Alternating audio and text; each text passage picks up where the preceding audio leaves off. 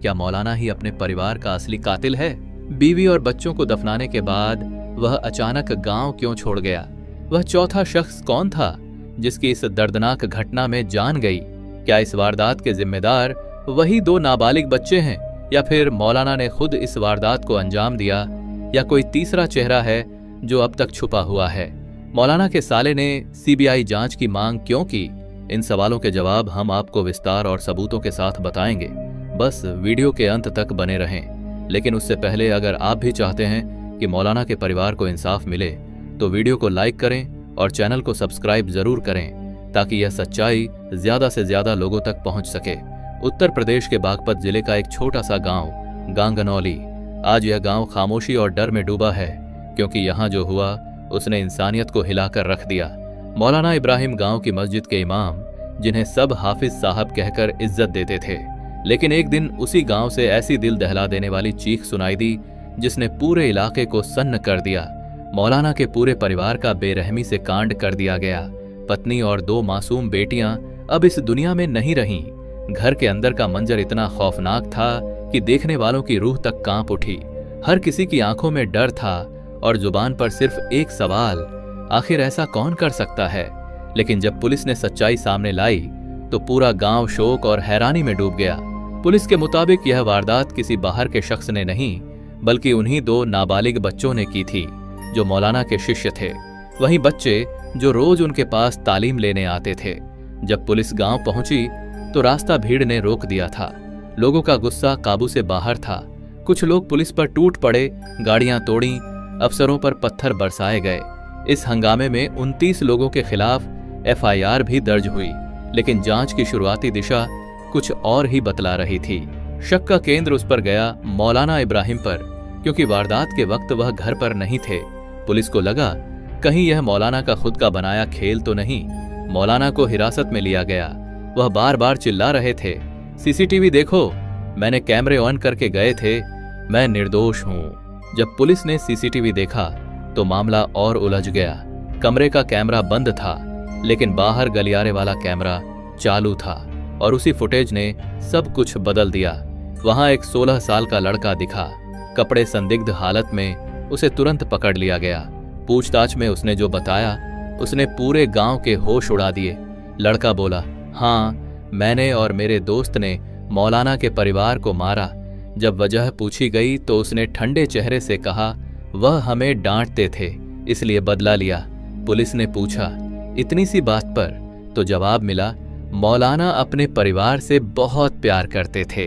अगर उन्हें तकलीफ देनी थी तो उनके परिवार को ही नुकसान पहुंचाना सही लगा। सोचिए, सिर्फ एक गुस्से ने 3 जिंदगियां ले लीं। जब पूछा गया उन बच्चियों की क्या गलती थी तो जवाब आया, वह जाग गई थीं। चिल्लाने लगीं। इसलिए मौलाना की दोनों बेटियां मासूम थीं, लेकिन अपनी आंखों से सब कुछ देख चुकी थीं और उसी वजह से जान गंवा बैठीं। गांव की रूह कांप उठी इतनी निर्दयता पर। लेकिन कहानी यहीं खत्म नहीं हुई। क्या इतने छोटे बच्चे इतनी चालाकी कर सकते हैं? तभी कहानी में एक नया मोड़ आया। मौलाना की पत्नी के भाई यानी उनके साले ने बड़ा बयान दिया। उन्होंने कहा, ये बच्चे इतनी बड़ी साजिश नहीं रच सकते, इनके पीछे जरूर कोई बड़ा दिमाग है। मेरी बहन और दोनों भांजियों की जो हालत थी उसे देखकर साफ लगता है कि यह किसी बच्चे का काम नहीं हो सकता। 2 छोटे नाबालिग इतनी बेरहमी से किसी परिवार को मार नहीं सकते। इसमें किसी और बड़े व्यक्ति का हाथ है जो अब तक सामने नहीं आया है। उसने आगे आरोप लगाया कि पुलिस ने जल्दबाजी में नाबालिगों को आरोपी बनाकर मामला बंद करने की कोशिश की है, जबकि असलियत इससे कहीं ज्यादा गहरी और खतरनाक है। साले के मुताबिक घटना की जो बारीकियां सामने आईं, जैसे कांड का तरीका, सीसीटीवी कैमरों का अचानक बंद होना, मौलाना का बिना बताए गांव छोड़ देना और मार देने के बाद की संदिग्ध गतिविधियां, ये सब दिखाते हैं कि पर्दे के पीछे कोई बड़ा दिमाग काम कर रहा था। इसी शक के आधार पर मौलाना के साले ने सीबीआई जांच की मांग की, ताकि घटना के हर पहलू की निष्पक्ष और गहराई से जांच हो सके, चाहे वह किसी प्रभावशाली व्यक्ति तक क्यों न पहुंचे। उसका कहना है, हम सिर्फ इंसाफ चाहते हैं। अगर वाकई बच्चे दोषी हैं तो सच्चाई सामने आए, लेकिन अगर किसी ने उन्हें मोहरा बनाया है तो असली गुनहगार को सजा मिलनी चाहिए। यानी कहानी अब एक नए मोड़ पर पहुंच चुकी थी। एक तीसरा किरदार सामने आया था, कोई ऐसा जो तकनीक का माहिर था और जिसने इस पूरी वारदात की बारीकी से प्लानिंग की थी। पुलिस ने शक के दायरे में आए 3 युवकों को पूछताछ के लिए बुलाया। पहला इलेक्ट्रॉनिक्स की पढ़ाई कर चुका था, दूसरा कंप्यूटर रिपेयरिंग का काम करता था और तीसरा मोबाइल सर्विस सेंटर में नौकरी करता था। पुलिस को यकीन था कि इन्हीं तीनों ने वह कैमरा बंद किया जिसने इस केस को सुलझाने की सबसे अहम कड़ी बनना था। जांच आगे बढ़ी तो शक की सुई बार बार मौलाना की तरफ घूमने लगी, क्योंकि घटना के कुछ ही दिनों बाद मौलाना ने अचानक गांव छोड़ने का फैसला कर लिया। उन्होंने कहा, अब इस गांव में मेरा कोई नहीं बचा, मेरी बीवी और बेटियां ही मेरा संसार थीं, अब मैं यहाँ क्यों रहूं। गांव वाले पहले तो भावुक हो गए, लेकिन जल्द ही गुस्से में आग बबूला हो उठे। उन्होंने कहा, हमने तुम्हारे लिए पुलिस से भिड़ंत मोल ली, हमारे ऊपर केस दर्ज हुए और अब तुम हमें छोड़कर जा रहे हो। गांव वालों का मानना था कि पुलिस और ग्रामीणों की झड़प की जड़ मौलाना ही थे। अगर वह शुरू से पुलिस से सहयोग करते तो शायद गांव में हिंसा होती ही नहीं। अब हालात ऐसे बन गए कि गांव 2 हिस्सों में बंट गया। एक तरफ थी पुलिस, दूसरी तरफ गांव वाले और बीच में था सिर्फ एक नाम, मौलाना इब्राहिम। लोग अब सवाल पूछने लगे, अगर मौलाना निर्दोष हैं तो गांव क्यों छोड़ दिया? क्योंकि जो इंसाफ चाहता है वह भागता नहीं। इसी बीच पुलिस के हाथ एक और बड़ा सुराग लगा। घटना वाली रात गांव के पास एक काली गाड़ी देखी गई थी। गाड़ी में 4 लोग सवार थे, जिनमें से एक का चेहरा पूरी तरह ढका हुआ था। अब पुलिस उसी गाड़ी और उसके सवारों की तलाश में जुटी है, लेकिन अब तक कोई ठोस सुराग नहीं मिला है। जब पुलिस ने मौलाना से इस बारे में पूछताछ की तो उन्होंने जवाब दिया, मैं उस दिन देवबंद गया था अफगानिस्तान के विदेश मंत्री से मिलने। मौलाना के साले का बयान अब इस केस का टर्निंग पॉइंट बन गया था। उन्होंने साफ कहा, इन बच्चों को फंसाया जा रहा है, असली मास्टरमाइंड कोई और है। बस यही बयान जैसे आग में घी डालने का काम कर गया। गांव में नई चर्चा फैल गई। क्या वह तीसरा शख्स वही रहस्यमयी चेहरा मौलाना के ही करीब का कोई व्यक्ति था? कुछ लोग कहते शायद कोई पुराना दुश्मन, तो कुछ का मानना था मामला किसी धार्मिक विवाद से जुड़ा हो सकता है।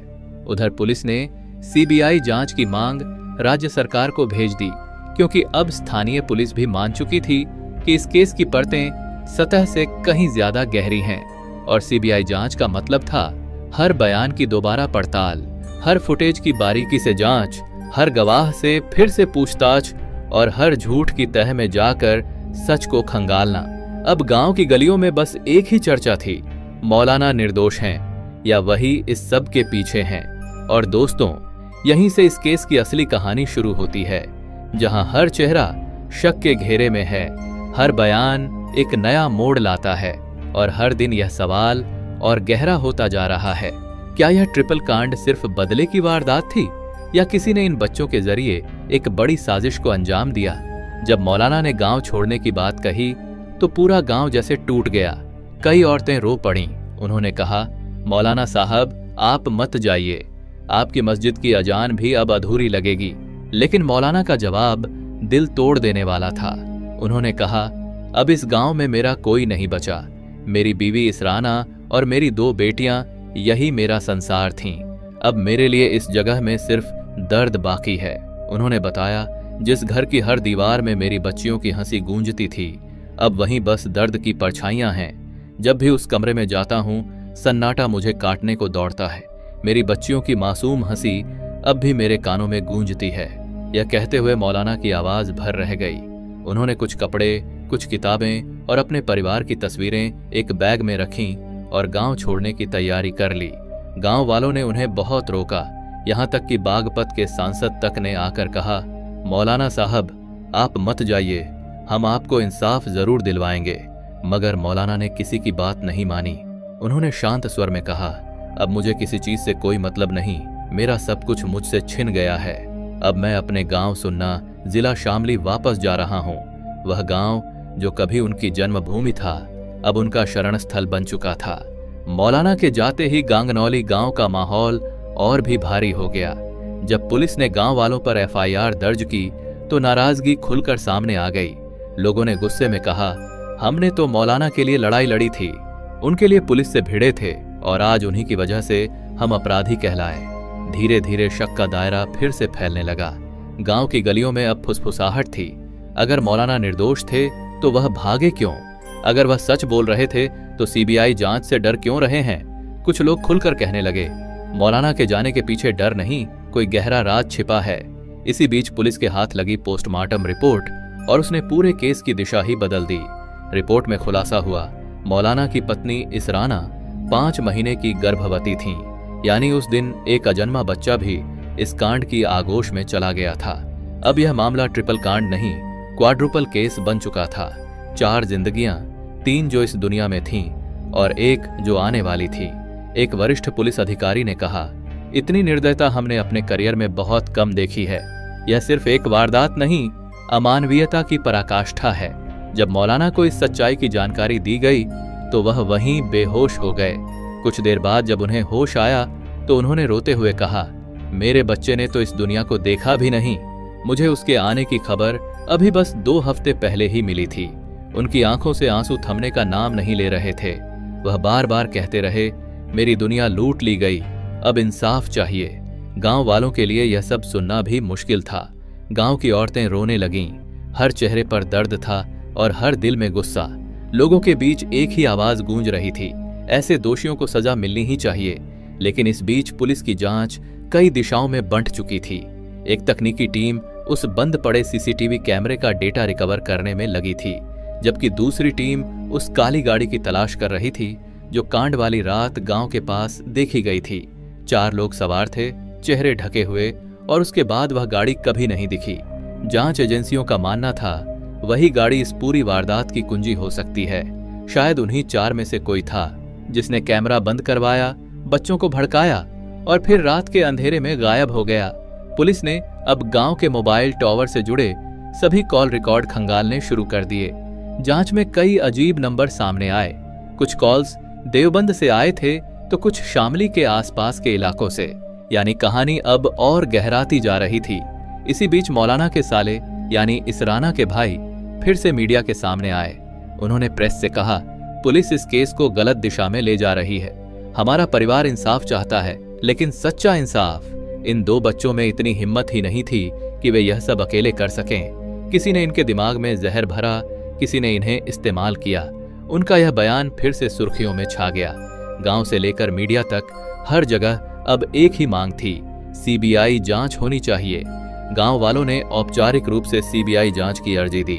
पुलिस ने भी इसे आगे बढ़ाया और राज्य सरकार ने संकेत दिया कि अगर जरूरत पड़ी तो केस सीबीआई को सौंपा जाएगा। अब मामला और गंभीर हो गया था, क्योंकि अगर सीबीआई एंट्री करती है तो हर पुरानी फाइल दोबारा खुलेगी, हर गवाह फिर से बुलाया जाएगा और हर बयान की सच्चाई जांच की कसौटी पर परखी जाएगी। पुलिस सूत्रों के मुताबिक जांच में कुछ चौंकाने वाले तथ्य भी सामने आए हैं। टेक्निकल रिपोर्ट के अनुसार सीसीटीवी को बंद करने के लिए एडमिन एक्सेस कोड इस्तेमाल हुआ था, जो सिर्फ 2 लोगों को पता था, मौलाना और मस्जिद का तकनीकी केयरटेकर। अब पुलिस दोनों पर नजर रखे हुए है, लेकिन केयरटेकर फिलहाल लापता बताया जा रहा है। माना जा रहा है वह शख्स है जिसने कैमरा बंद किया और सबूत मिटाए। जब मौलाना से इस बारे में पूछा गया तो उन्होंने कहा, मैंने किसी को कैमरा बंद करने के लिए नहीं कहा। लेकिन सवाल अब भी वही है, अगर मौलाना ने नहीं कहा तो फिर किसने किया? इस पूरे हंगामे के बीच मौलाना की हालत लगातार बिगड़ती जा रही है। सुन्ना गांव में वह अब लगभग एकांतवास में है। कभी गांव की मस्जिद के इमाम रहे मौलाना अब गहरे सदमे और खामोशी में डूबे बैठे हैं। कुछ लोग कहते हैं वह खुद को दोषी मानने लगे हैं। शायद उनकी कठोरता, उनकी डांट ने उन बच्चों को इस हद तक पहुंचा दिया। तो कुछ और फुसफुसाते हैं वह जानते हैं असली गुनहगार कौन है, लेकिन डर के कारण चुप हैं। गांव के एक बुजुर्ग ने कहा, मौलाना की आंखों में अब बस दर्द है। वह बोलते नहीं, लेकिन उनका चेहरा सब कुछ कह देता है। अब बागपत का यह केस एक चौराहे पर खड़ा है। पुलिस, मीडिया और गांव वाले हर किसी के पास अपनी अपनी कहानी है। किसी के लिए मौलाना निर्दोष और पीड़ित पिता हैं, तो किसी के लिए वह इस साजिश की असली कड़ी। लेकिन सच अब भी धुंध में छिपा हुआ है, क्योंकि जिन 2 नाबालिग बच्चों ने अपना जुर्म कबूल किया था, उनमें से एक ने अब बयान बदल दिया है। उसने कहा, हमसे दबाव में कबूल करवाया गया था, हमें धमकाया गया, हमने कुछ नहीं किया। अब पुलिस के लिए भी हालात पहले से ज्यादा उलझे हुए हैं। अगर बच्चे सच बोल रहे हैं तो फिर असली अपराधी कौन है? गांव की गलियों में सन्नाटा पसरा है, लेकिन उस सन्नाटे के पीछे एक बेचैनी है, एक सवाल जो हर किसी के मन में गूंज रहा है। जब तक सीबीआई नहीं आएगी, इस केस का सच सामने नहीं आएगा। मौलाना की तस्वीर आज भी मस्जिद की दीवार पर टंगी हुई है। उनकी आंखें जैसे अब भी पूछ रही हों, क्या मेरे परिवार को कभी इंसाफ मिलेगा? लेकिन दोस्तों, कहानी यहीं खत्म नहीं होती, क्योंकि अब इस केस में सीबीआई की एंट्री लगभग तय मानी जा रही है। और जब सीबीआई आएगी तो शायद वह चेहरा भी सामने आ जाए जो इस पूरी साजिश के पीछे था। तो सवाल अब भी वही है, क्या ये 2 नाबालिग बच्चे सच में दोषी हैं या किसी ने उन्हें अपने बदले की आग में झोंक दिया? क्या मौलाना सचमुच निर्दोष हैं या उनकी चुप्पी के पीछे कोई राज छिपा है?